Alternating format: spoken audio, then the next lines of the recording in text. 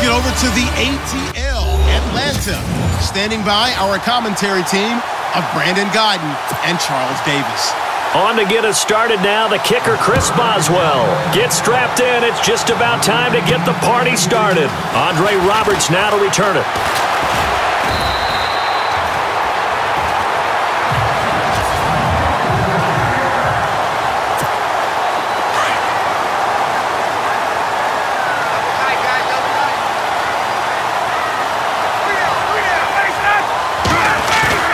Now a play fake here on first down. Steps away. And he can't find anywhere to go with it. And he goes down. E.J. Watt leading the surge there. He drops him for a loss of 6. Well, that play was the very definition of fast, quick, and in a hurry. Suddenly, he was there. Yeah, blink of an eye. That happened fast and a big sack. Now it's Ryan. Oh, the pressure too great, and he goes down once more. T.J. Watt in there to pick up his second sack now of the afternoon. Now that's the way to open up a game on defense. Back-to-back sacks. We know that someone's come to play today. Third and long. It's Ryan. He's going to sling this deep downfield. He's got a man. Complete. 20. 10. Touchdown. Falcons. Mohamed Sanu. 81 yards. And the Falcons have taken the early lead. Not a bad way to start it. And I think that was part of their script, because so many teams script their opening possessions, and whether it's just that possession or even deeper into the half, sometimes there's 15 to 30 plays. That had to be one in there, what they call a shot play. Go for the big one, and they got it done. Scoring summary, 3-play drive, and the end result, an Atlanta touchdown.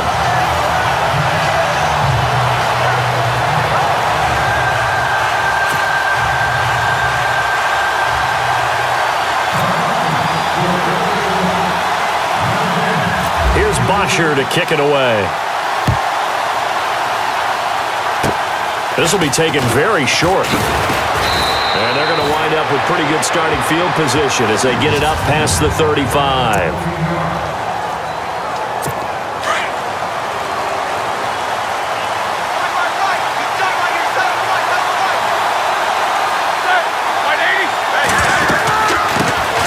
Here's the first carry for Le'Veon Bell. And he'll take this up over the 40 to about the 41.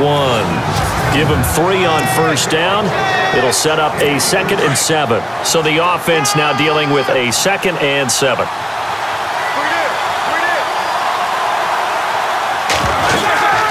Again, it's Bell. And he'll push this forward only to about the 42-yard line. Just a gain of a yard there, and now it'll be 3rd down. And the defense searches for one more stop here after the run on 2nd down.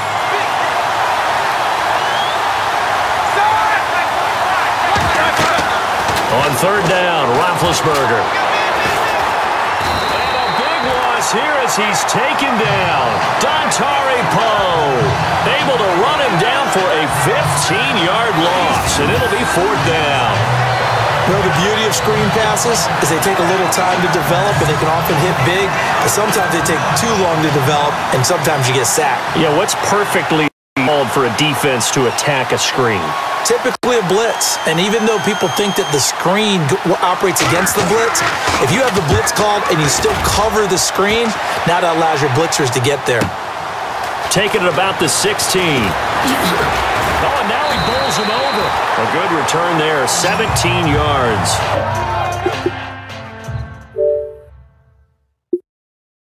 And the Falcons will be taking over 1st and 10. Falcons taking over on offense in just a second, and, you know, this year ended in disappointing fashion now. Last year was the ultimate version of heartbreak, but if you're a Falcon fan, this one was tough to swallow as well, wasn't it? It's certainly. Devontae Freeman, they're not going to get him. Touchdown, Falcons. Devontae Freeman, 68 yards. And the Falcons are able to show off their quick strike ability. And on that long run, maybe the defense caught napping a little bit. The concentration level may not have been there. I agree with you on that one because those types of plays, when they result like that, they're almost like big bolts of lightning, aren't they? Whoosh, and off he goes. And it's good to make it 14-0.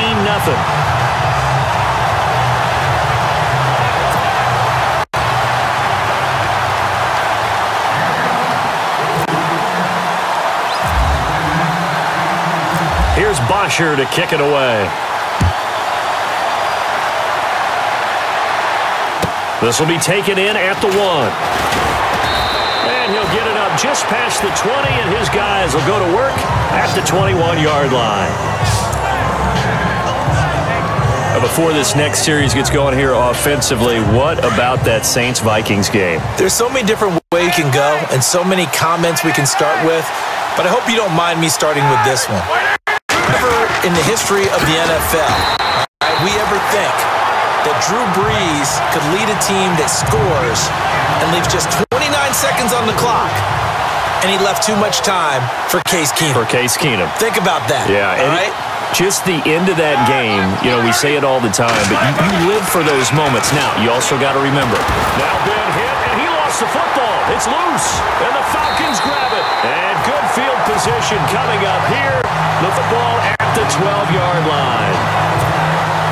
The psychology of the game never ceases to amaze me because you would think there would never be a fumble from what we hear from coaches all the time, right? And how much they practice not fumbling. Practice it, preach it, talk about it all the time. You would think no one would ever turn it over, yet they are humans out there running around. And we just another one. Opportunistic by the defense. A tale of two extremes. First carry, he went for a bundle. His second goes backward. And how many times have we seen that happen? Because you get that big carry, and you come back and you're all fired up, and sometimes you force a run a little bit, right? Trying to break off that big carry again, and instead, it works opposite. Now, prior to the snap, we hit all zeros as time has run out on the first quarter of play. 14-0 is our score. The NFL on EA Sports continues right after this message.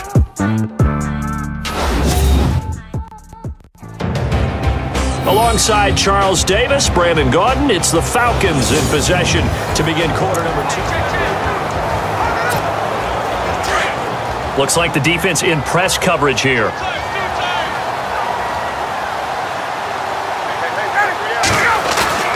Ryan now off the bootleg. Dancing to his left. And he's going to be brought down just shy of the 5 at the 6. A nice job of eluding the pressure there, scrambling for 11. Partner was a definite passing down, but he was able to leak out and pick up some good yardage, even though the coverage was excellent. Maybe it's not exactly how they drew it up, but it's still got a big chunk of yardage on second down. Runs through the contact, and he will score. Touchdown, Falcons. Matt Ryan with his second touchdown here in this first half. And the Falcons will add on to their lead. That was not a designed run. It was supposed to be a pass, but it turned into an exceptional run. What a scramble for a touchdown.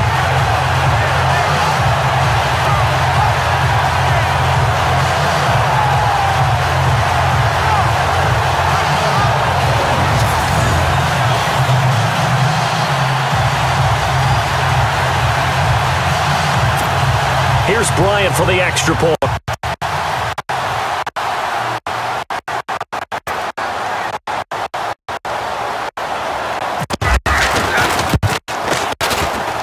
And it is now 21.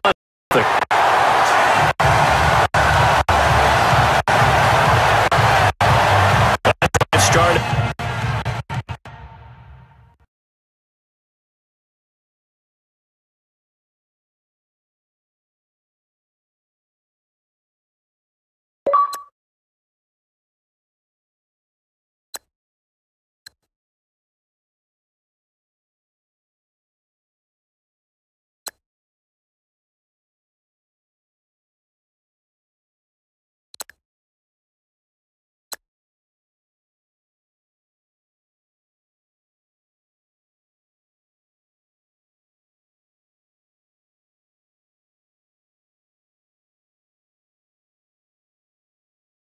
On 1st and 10, it's It's Roethlisberger.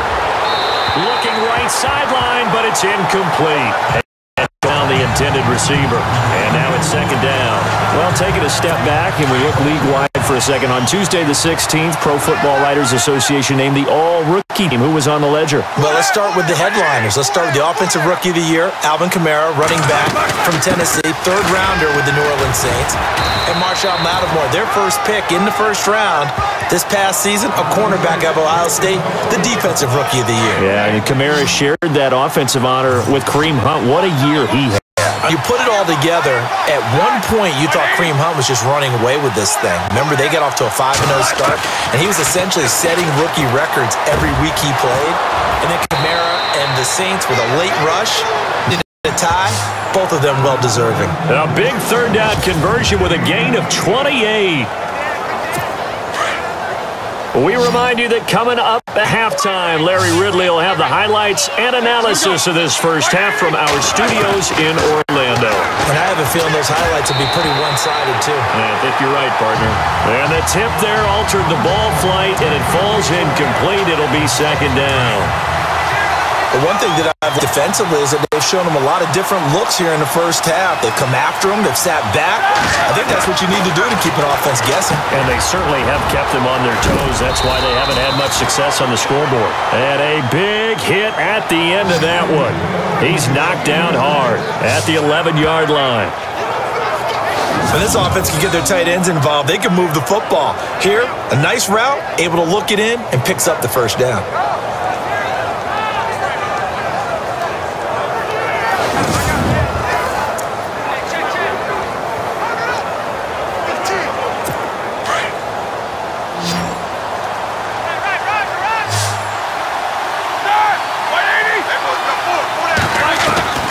Throwing now, Roethlisberger on first down.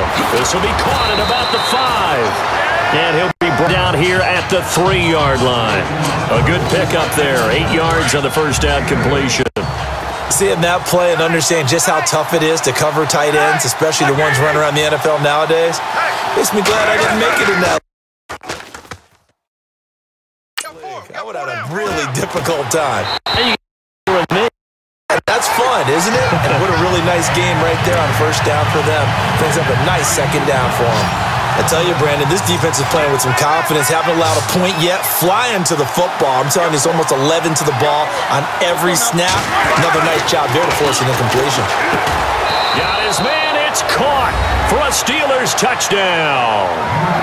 Down 3 scores already. This game was really in danger of getting away from them. They needed a drive like that, especially on the road. Not only to calm themselves, but maybe tamp down the crowd a little bit because everything was against them. As you noted, this game could have gotten away from them very easily, but instead, the calming drive, now they have a little bit more confidence. Okay, we're back in it. All right, we're ready to go. That was impressive. And the defense now needs to reciprocate. Boswell on now to kick this one away. This will be fielded at the 6. Spinning past him.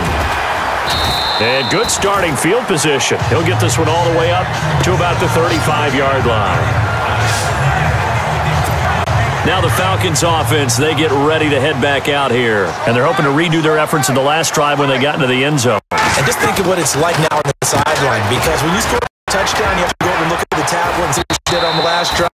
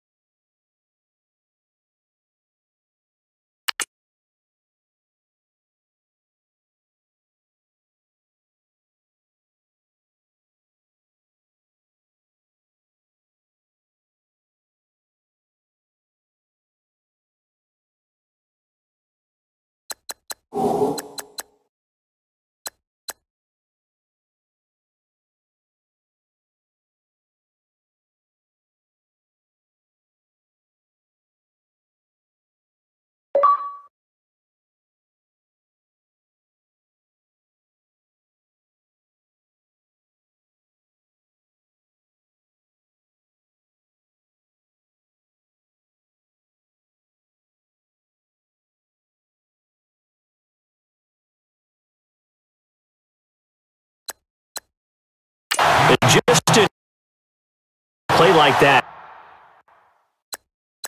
Tough is it for the defense to account for a running back essentially being a receiver to field? It's very difficult, especially if the running back has skills like a receiver, and you're aware of that before the game even begins. So throughout your practice sessions, you're going to want to be aware of him.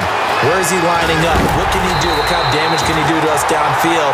And who can match up with him without weakening our overall defense? You're exactly right. It's a tough task to match up to him. Offensively, they liked their situation, so they tried to take a shot downfield, but no one was open. So it was tuck it in run time, and he picks up a first down. Flushed out right. And no escaping this time as he'll go down. They got him for a sack. Bud Dupree able to get in there and drop him for a 2-yard loss. He was trying to keep his eyes downfield. Nobody came open. He's trying to do everything that he had been taught, right? Every bit of the technique. But if no one's open, there is no technique except make sure you hold on to the ball as you go to the ground when you're getting sacked. Both teams appear ready for the fight ahead, and we resume action here in quarter number 3. This is taken just shy of the 10 here. And a good return. He's across the 35-yard line, right around the 36. The Steeler offense now with a football first in the third quarter. They have the ball here for the inaugural drive of the second half. Pretty big deficit, though. We'll see adjustments were made in that locker room. And I never wanted to make something more important than it actually is, right? I don't want to create more hype than what is there. But this is I'm doing it. This is a really important drive. And we often talk about teams scripting plays to start a game. A lot of them script to start the second half, too. And they're scripting something that they expect to get them in the end zone and back into this game. We'll see if that script is a good one for them. On any explosive run, you can almost feel the ground shaking, and that's from the offensive linemen creating space for their runners. I had an old coach tell me before, they always told his runners, run around the offensive line in pregame. Get used to the ground shaking so you don't trip and fall when it happens in a game. On second down, it's Bell, and he'll go down right around the 47 this time. 2 yards on the pickup there, but it's enough to give him a new set of downs. I'd say they've got to find a way to get him going. He's such a big part of their offense. I wonder if they might throw it a little and come back to the run. Anything, because you're right. He's pretty much been completely neutralized. Now a first down carry by Bell. Trying to run inside, but nothing there. Calling no gain on the play, and it'll be second down. Sometimes with the running game, you've just got to stick with it. Look, it's the third quarter, no time to panic. But that also doesn't mean you just do it the same way you've been doing it the entire ball game. Maybe change up some blocking assignments or run a few different plays, but stay with the overall essence of the running game. And this has been a familiar sight all afternoon as they stop him behind the line. But these guys are going to chop into that deficit. They got to do a much better job in the run game. Caught behind the line of scrimmage, no yardage will be found. Now Roethlisberger to throw. Open man, Smith-Schuster complete. And into the end zone. Touchdown, Pittsburgh. A big play there. 2 catches, 2 touchdowns here so far. And the Steelers are able to make this close game again. That's the score you felt they had to have here in the third quarter to get back in this game. And you know that there was an emphasis on their side. Hey, we know this. We know where we are. But sometimes that binds you up so much that you try too hard, you don't get the score. A perfect combination of urgency, yet relaxed enough to get it done. The drive summary that time, 5 plays. And it ends with the Steelers finding the end zone. Boswell on now to kick this one away. This is fielded a couple yards deep. A spin.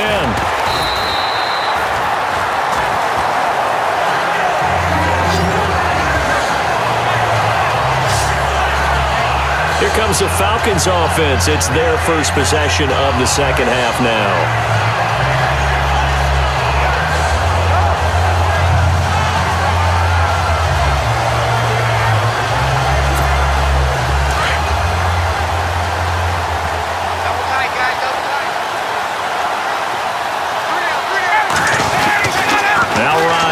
First down. Oh, incomplete. A turnover would have really helped there. Almost intercepted. Instead, it's just second down.